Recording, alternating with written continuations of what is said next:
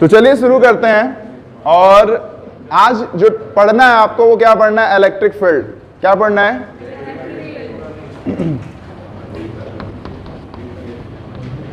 देखो field word का मतलब क्या हो गया, जरा इस बात को इस तरह से समझ सकते हो।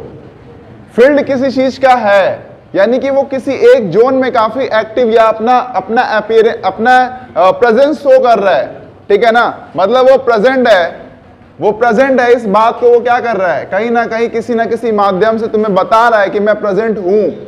देखो जैसे एक चार्ज है, यहां पे एक चार्ज है, तो इसके आसपास के फील्ड में कोई दूसरा चार्ज आएगा तो वो उसे कैसे बताएगा कि मैं प्रेजेंट हूं, ठीक है ना, आई एम देयर, ठीक है ना। तो वो ये कहना चाह रहा है कि I am there with the surrounding से वो क्या कहना चाह रहा है कि मैं हूं यहां पे, ठीक है ना। वो कैसे कह रहा है? वो कह रहा है इलेक्ट्रिक फील्ड के माध्यम से, ठीक है ना। क्योंकि जैसे ही कोई दूसरा चार्ज आता है, मान लो Q0 चार्ज कहीं से आता है, जैसे ही यहां पे अपीयर होगा, इस पे क्या लगने लगे, जैसे ही अपीयर हुआ, at the same instant when you place this charge at this point, जिस इंस्टेंट पे आपने इस चार्ज को इस पॉइंट पे रखा है, एग्जैक्टली उसी इंस्टेंट पे फोर्स लगना शुरू हो जा रहा है। इसका मतलब कुछ तो है जो इसको पहले से ही यहां पे उसका है, जिसको तुरंत बता दे रहा है, इन्फॉर्म कर दे रहा है कि भैया यहां पे चार्ज आ गया, ठीक है ना। तो वो उसी को बोलते हैं इलेक्ट्रिक फील्ड। फील्ड इसी तरह का एक इमेजिन करो, एक फ्लूइड है, ठीक है ना। तो वो हमेशा हर एक पॉइंट पे क्या है, एक दूसरे से कनेक्टेड है ना। हर एक पार्टिकल दूसरे पार्टिकल से क्या है, कनेक्टेड है उस पूरे फ्लूइड में। तो ऐसे ही फील्ड होता है। तो एक चार्ज के सराउंडिंग में जो भी जोन होगा, तो सराउंडिंग ऑफ चार्ज, ठीक है ना, उस एरिया में या उस फील्ड में क्या होगा क्या कि जैसे कोई दूसरा चार्ज रखेंगे उस पे फोर्स लगना शुरू हो जाएगा। और सबसे बड़ी बात है कि जिस इंस्टेंट पे हमने चार्ज को रखा है, at the same instant force apply होना शुरू हो जाएगा। इसका मतलब ये नहीं है कि कोई पार्टिकल ट्रांसफर हो रहा है, क्योंकि पार्टिकल अगर ट्रांसफर होता तो थोड़ा तो समय लेता, फोर्स लगने में थोड़ा तो समय लगता ना, लेकिन यहां पार्टिकल ट्रांसफर नहीं हो रहा है। मतलब जरा समझो कि ये आदमी इसके इलाके में आ गया, तो अगर इसका ये यहीं से देख रहा है तब तो ठीक है, मान लो ऐसा यहीं से देख रहा है हर चारों तरफ कि कोई आया तो नहीं, तो क्या हो रहा है कि वो तुरंत देख लेगा ना कि कोई आ गया, तुरंत एक्शन लेगा। लेकिन अगर मान लो कोई आदमी होगा, तो एक आदमी इसको आएगा, इसके पास से फिर इसको देखेगा, फिर इसके पास मैसेज पहुंचाएगा, फिर इसके से वापस यहां आएगा। तो वहां क्या हो रहा है, वहां पार्टिकल मूव कर रहे हैं ना, पार्टिकल बता रहे हैं। लेकिन यहां ऐसा कुछ नहीं है। मैं फिर से बता दूं, जो फील्ड थ्योरी है वो यही बताती है कि हर एक चार्ज का या फिर कोई एक ऐसा फील्ड जहां पे उसका इफेक्ट दिखाई दे, उसको हम लोग इलेक्ट्रिक फील्ड कहते हैं। फील्ड का कॉन्सेप्ट ही है। आपके एनसीईआरटी में इस बात को लिखा भी हुआ है किस तरह से अगर एक चार्ज जैसे ही अपीयर होती है, दूसरा चार्ज फोर्स लगाने लगता है, इसका मतलब कि समथिंग इट इज देयर, ठीक है ना। कुछ तो ऐसा था जो हम लोगों को पता नहीं था, वो कुछ और क्या था, वो इलेक्ट्रिक फील्ड। अब इलेक्ट्रिक फील्ड जो है उसको तीन तरीके से हम लोग जो है देखो, किसी भी इलेक्ट्रिक फील्ड को, मैंने पहले बात बोला है कि इलेक्ट्रिक फील्ड कौन सी फील्ड है, a field surrounding of a charge is called electric field. A field surrounding of a charge is called electric field. अब इसमें अगर हम लोग बोलेंगे कि इलेक्ट्रिक फील्ड में भी अगर सराउंडिंग के बाद अगर हम बोलेंगे कि इसको कैसे रिप्रेजेंट करेंगे या कैसे दिखाएंगे, तो देखो तीन तरीके से हम लोग इलेक्ट्रिक फील्ड को रिप्रेजेंट करते हैं। एक होता है स्केलरली, मतलब क्या कि स्केलर तरीके से कैसे करते हैं। तो इसके लिए हम लोग क्या यूज करते हैं, फील्ड पोटेंशियल। क्या यूज करते हैं, फील्ड पोटेंशियल, ठीक है। अच्छा, दूसरा क्या हो गया, अगर हम लोग बात करेंगे कि वेक्टर तरीके से कैसे रिप्रेजेंट करें, ठीक है ना, या वेक्टरली कैसे इसको रिप्रेजेंट करेंगे, तो उसके लिए हम लोग क्या इस्तेमाल करते हैं, इलेक्ट्रिक फील्ड इंटेंसिटी। क्या यूज करते हैं, फील्ड इंटेंसिटी या इलेक्ट्रिक फील्ड इंटेंसिटी। अच्छा, तीसरी बात, अगर हम लोग ग्राफिकली रिप्रेजेंट करना चाहें, ग्राफिकली यानी कि अगर ग्राफ के मदद से हम लोग रिप्रेजेंट करना चाहें इलेक्ट्रिक फील्ड को, तो वो हम लोग कैसे रिप्रेजेंट करते हैं, by mean of field lines. क्या इस्तेमाल करते हैं वहां पे, से अगेन फील्ड लाइंस, तो there are three method through which we can represent an electric field. यहाँ पे तीन ऐसे तरीके हैं जिससे हम लोग क्या रिप्रेजेंट कर सकते हैं इलेक्ट्रिक फील्ड। एक पहला तरीका ये है, स्केलरली हम लोग देखेंगे तो हम लोग को क्या मिलता है, फील्ड पोटेंशियल, यानी फील्ड के किसी पॉइंट पर हम लोग क्या निकाल सकते हैं, पोटेंशियल, और जहां पे जितना ज्यादा पोटेंशियल होगा वहां पर इलेक्ट्रिक फील्ड का स्ट्रेंथ उतना ही ज्यादा होगा। लेकिन ये क्या है, स्केलरली है, यानी कि यहाँ पे डायरेक्शन की बातें नहीं करेंगे। लेकिन अगर हम लोग बात करते हैं फील्ड इंटेंसिटी या वेक्टरली की बात करेंगे तो वेक्टरली में क्या होगा, फील्ड इंटेंसिटी देखेंगे। क्या देखेंगे, अच्छा उसके बाद हम लोग देखेंगे कि अगर हम लोग ग्राफिकली कैसे देखते हैं, यानी ग्राफिकली हमको रिप्रेजेंट करना होगा किसी फील्ड के बारे में, तो वो हम लोग रिप्रेजेंट करते हैं फील्ड लाइंस के से, ठीक है ना। तो ये दोनों हम लोग बाद में पढ़ेंगे। The first one will study about the field intensity. तो सबसे पहले हम लोग क्या पढ़ेंगे, field intensity.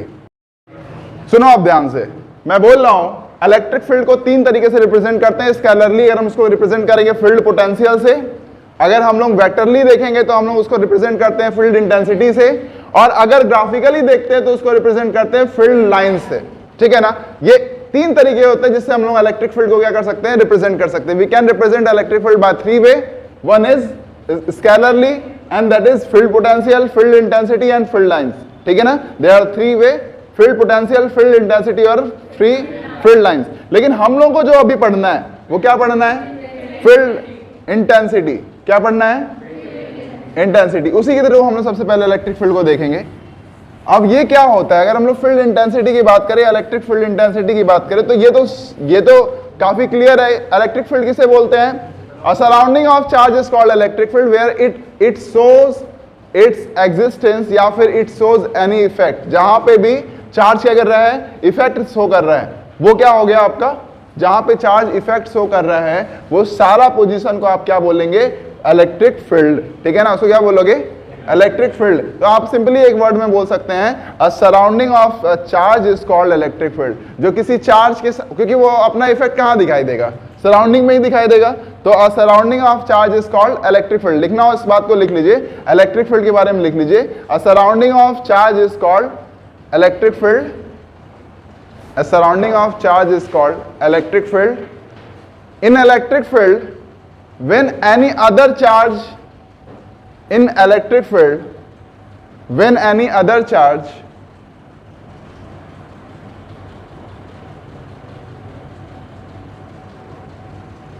when any other charge placed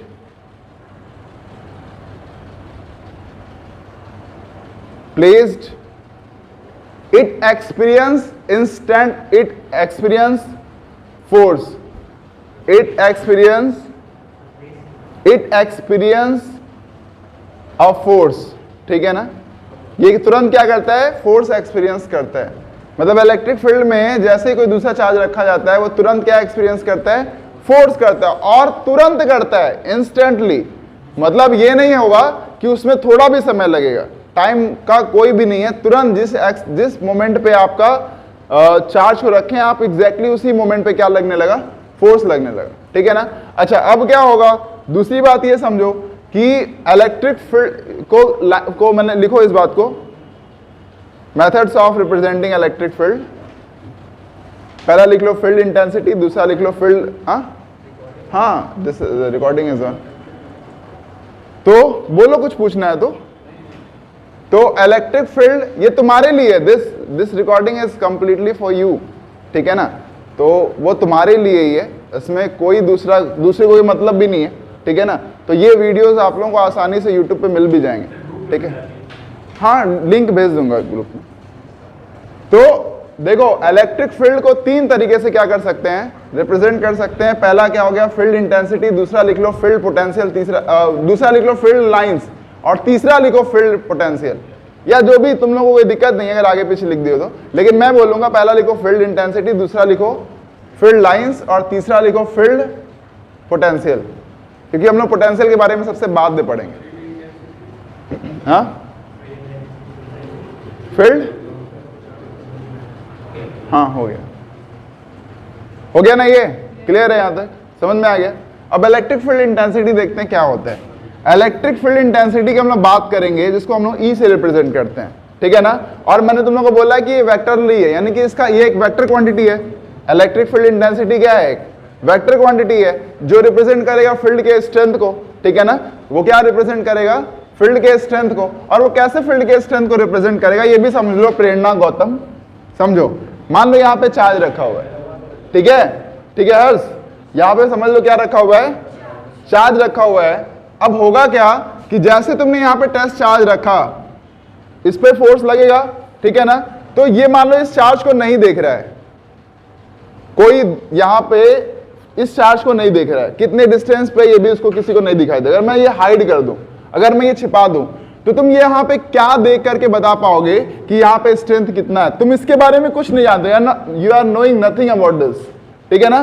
but you are experiencing a force as a test charge. तुम एक टेस्ट चार्ज की तरह से यहाँ पे क्या एक्सपीरियंस कर रहे हो?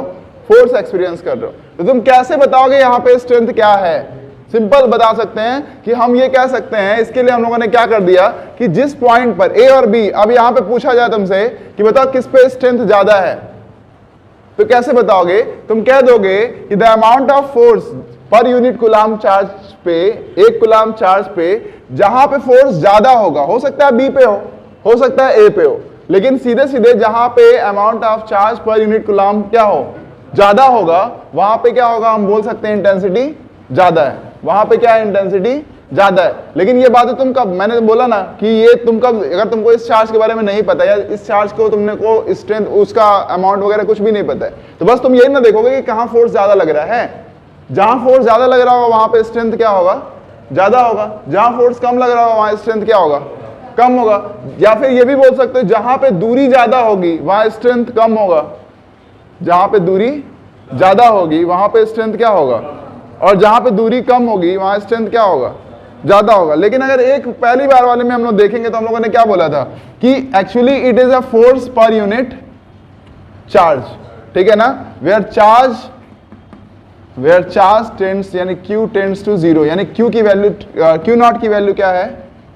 जीरो के पास है, एग्जैक्ट जीरो नहीं है पर बहुत छोटा चार्ज है। जो इस कहने का मतलब ये है कि मान लो हम ये चार्ज ला रहे हैं, ये छोटा क्यों लिख रहे हैं? While limit Q naught tends to zero लिख रहे हैं। इसको क्यों लिखने का कारण क्या है? इसको लिखने का कारण ये है ना, इसको लिखने का कारण ये है कि ये जो टेस्ट चार्ज तुम्हारा है, इसकी वैल्यू अगर अधिक हो गई तो क्या होगा? जैसे तुम इसको लाओगे तो रिपल्सन की वजह से ये अपना पोजीशन चेंज कर देगा ना, ये फिक्स नहीं रह पाएगा ना, फिर तो ये अपना पोजीशन रिपल्सन की वजह से क्या करने लगेगा? चेंज करने लगेगा। तो मैं इतना छोटा चार्ज लूंगा जिससे इसके पोजीशन में कोई इफेक्ट ना पड़े, इसीलिए यहाँ पे मैंने यूज किया limit Q naught tends to zero. तो लिख लो इसको, E is equals to F limit Q naught tends to zero F upon Q naught. अच्छा सॉरी, ये तो अभी इंटेंसिटी के बारे में तुमने लिखा ही नहीं है, लिख लो electric field intensity. Electric field intensity heading डालो, इलेक्ट्रिक फील्ड इंटेंसिटी। देखो, it is measure of strength, it is measure of strength of electric field, it is measure of strength of electric field with direction, it is measure of strength of electric field with direction, with direction, हो गया? it is measure of strength of electric field with direction, पहली चीज। दूसरा लिखो, the magnitude of electric field intensity at a point, the magnitude of strength of electric field intensity, the magnitude of strength of electric field intensity at a point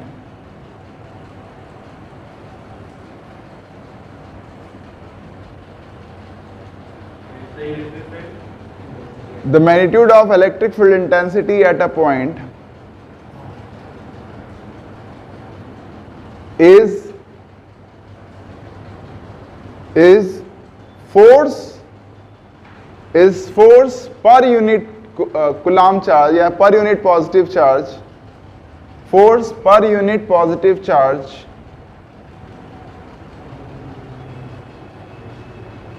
at that point, यानी electric field intensity क्या है कि it is, ये magnitude इसका कैसे बताते हैं? Amount of force per unit positive charge, ठीक है ना, amount of force per unit positive charge is called electric field intensity at that point. ठीक है, उस पॉइंट पर अलग अलग पॉइंट पे इंटेंसिटी क्या मिलेगी। इसके आगे लिखेगा the direction of electric field intensity is same as the direction of force. The direction of electric field intensity is same as the direction of force. The direction of क्या हुआ, एक negative एक positive से मतलब नहीं है। आप बस इतना समझ लीजिए कि फोर्स है, फोर्स का जो भी डायरेक्शन होगा, whatever will be the direction of force, क्योंकि फोर्स का डायरेक्शन भी तो पॉजिटिव निगेटिव की वजह से चेंज होगा। तो whatever will be the direction of force will be the direction of electric field intensity। तो मैं बोला हूं कि the direction of electric field intensity is same as the direction of electric force। ठीक है ना, इलेक्ट्रिक वो इलेक्ट्रोस्टैटिक फोर्स जितना भी होगा उतने ही क्या होगा, इलेक्ट्रिक फील्ड इंटेंसिटी होगी। समझ गए, क्लियर है। देखो फिर से मैं बता दूं, ये रिकॉर्डिंग तुम लोगों को यूट्यूब पे मिलता रहेगा और ये रिकॉर्डिंग सिर्फ तुम्हारे लिए है। मतलब इसका मुझे दूसरों से कोई मतलब नहीं है, ये सारी फैसिलिटी मैं सिर्फ तुम्हारे लिए प्रोवाइड कर रहा हूं। समझ रहे हो मेरी बात को। मेरा और ये नहीं है कि ऐसा यूट्यूब पे और भी लोग आ जाएंगे और उनसे हमको मतलब भी नहीं है। हमको मतलब ये है कि तुमको मान लो कभी छूट जा रहा है तो तुम उसको कवर कर लो। ठीक है ना, एक बार देख लोगे और बस उतना ही बातें जो इंपॉर्टेंट वाली हैं। तो यहां देख लो, ये लिख लो इसको अब, E is equals to limit Q naught tends to 0 F upon Q not.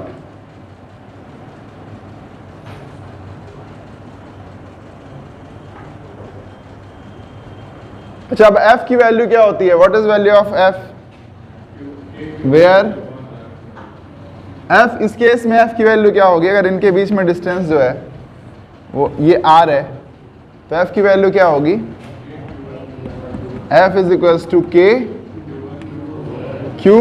Q naught upon R square. या इसी को लिख सकते हो 1 अपॉन 4 pi epsilon naught Q naught upon R square. ठीक है ना, और तुम्हें पता है कि E इज इक्वल्स टू क्या होता है, F बाई Q नॉट, यही ना होता है। तो यहां पे Q नॉट वाला टर्म अपने आप क्या हो जाएगा, कैंसिल आउट हो जाएगा। दोनों में Q नॉट वाला टर्म क्या हो जाएगा, कैंसिल आउट हो जाएगा। तो तुम्हारे F की वैल्यू क्या मिल जा रही है, पहले वाले में क्या मिल गई, K Q upon R square, और दूसरे वाले में क्या मिल गया, 1 अपॉन 4 pi epsilon naught Q upon R square. ठीक है ना, this is the formula for intensity of electric field. यही फॉर्मूला है किसके लिए, इंटेंसिटी ऑफ इलेक्ट्रिक फील्ड।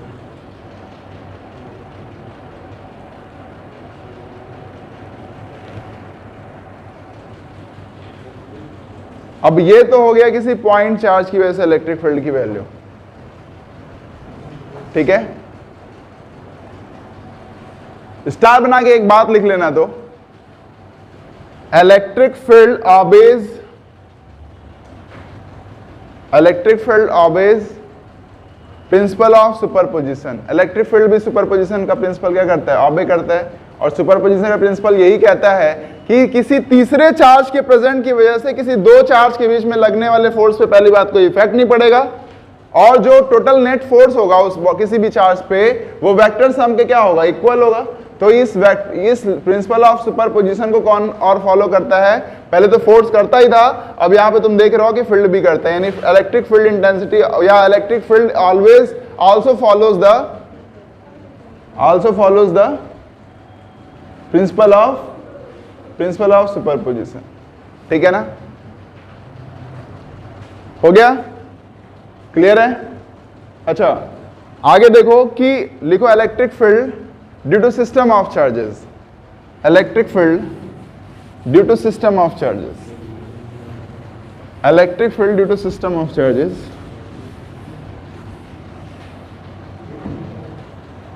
देखो इलेक्ट्रिक फील्ड अगर सिस्टम ऑफ चार्जेस की वजह से देखेंगे तो ये Q1 है, Q2 है, Q3 है, Q4 है। तो किसी एक पॉइंट A पर हमें फाइंड आउट करना है इलेक्ट्रिक फील्ड की वैल्यू।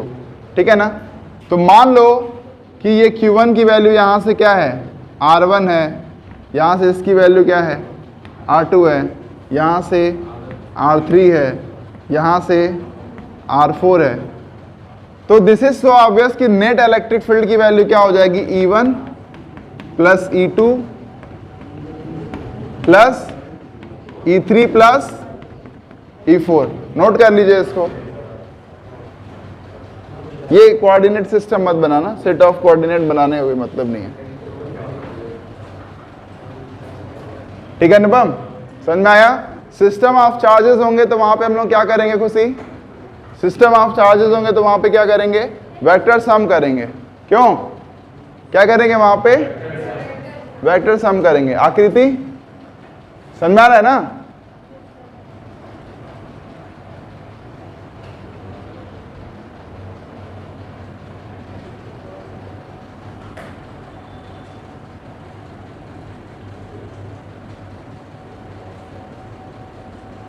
अब देखो, एक सबसे इंपॉर्टेंट यहां पे पूछ देता है तुम लोगों से, हमेशा एक नल पॉइंट के बारे में पूछेगा। एक ऐसे पॉइंट जहां पे कोई फोर्स नहीं लग रहा है, या नल सिस्टम क्या होता है उसके बारे में हो गया, ये लिख लिया।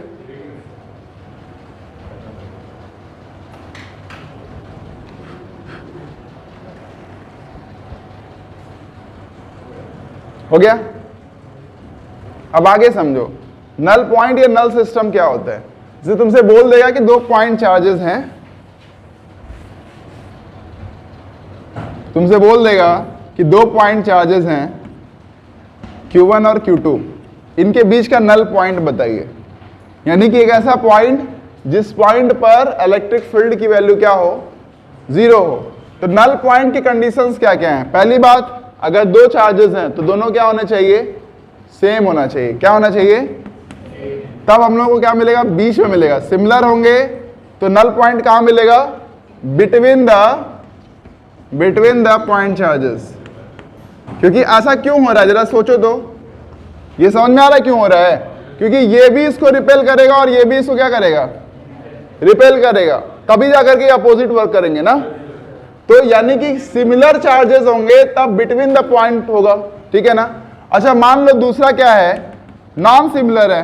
ठीक है, अनसिमेट्रिकल या अनसिमिलर, नॉन सिमिलर है, अनलाइक बोल सकते हो। अनलाइक है, सिमिलर, अनलाइक, अनलाइक, लाइक और अनलाइक है। तो अनलाइक चार्जेस है, तो उस केस में क्या होगा? उस केस में किधर मिलेगा?